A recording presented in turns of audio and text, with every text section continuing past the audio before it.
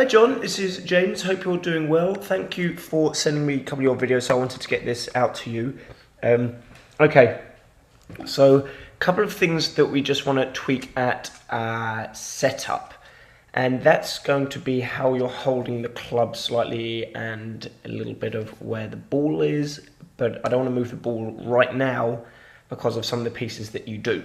So I want you to notice that even though your hand position is good, so you can see that everything lines up, because of the orientation of I can see where your left wrist is here, you need to feel like the grip is a little bit more on the fingers, and that this hinge pin on here, so if you shoot a nail directly down the top of your wrist, and it came out the bottom of your wrist, that should go straight through the top, straight through the bottom, and then straight through the grip again.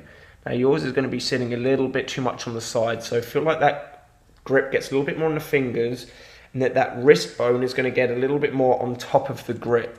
Okay, you're going to feel like there's even maybe a touch more, maybe cupping at setup, and it will feel a little bit stronger. Okay, so you'll probably feel like you can see maybe 2 to 2.5 knuckles. If you can, be careful. I wouldn't want your hips getting behind your head.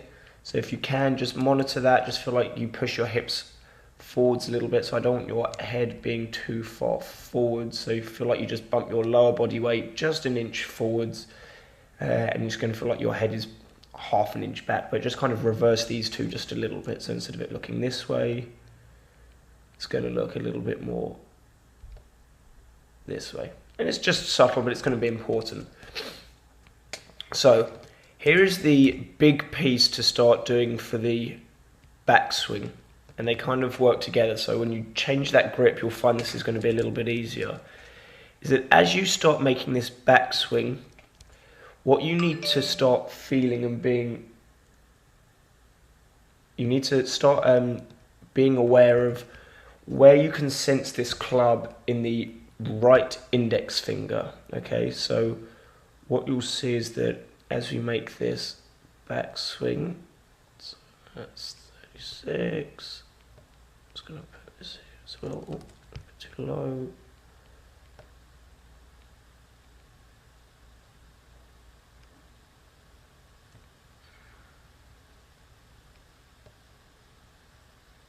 Just a little bit more bent over. 41.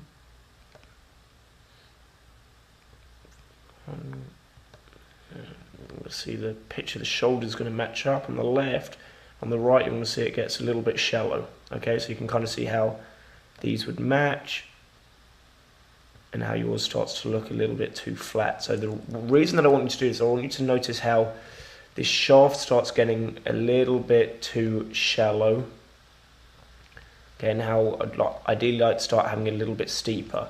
And the way that you're going to do that is you're going to sense that as you make this backswing, okay, you're going to feel like as you start making the backswing, that this right index finger is going to stay a little bit more on the side of the shaft. So as you start progressing, going back this way, it's going to still feel like it's on the side of the grip, which makes the club stand upwards a little bit more as you make the backswing, rather than you see there's a little bit of roll and it gets a little bit underneath in here.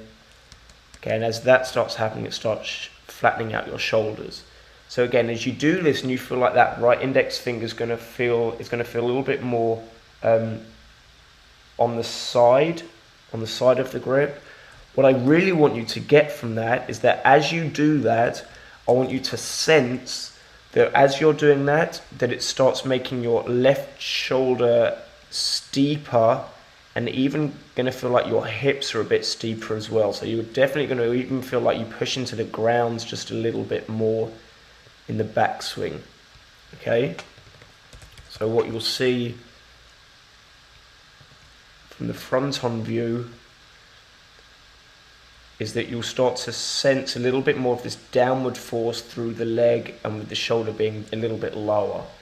Okay, and you're going to help control that by sensing again where this right index finger is. So As you make this backswing, make sure that right index finger stays a little bit more on the side of the shaft as you go back.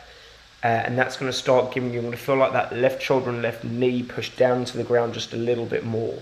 Okay, so the reason that's important is because then we need to start cleaning up the downswing,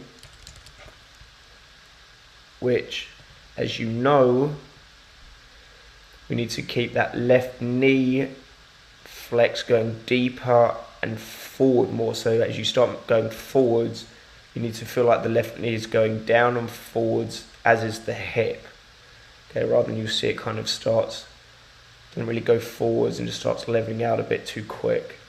Okay, and again, the wrist angles start to dump because of how the weight doesn't move forward and some of the sequencing in the backswing. So just start working on those pieces, and as always, if you've got any questions, you've got my email address and you can contact me on Facebook. And I hope this helps, and have fun. Thank you.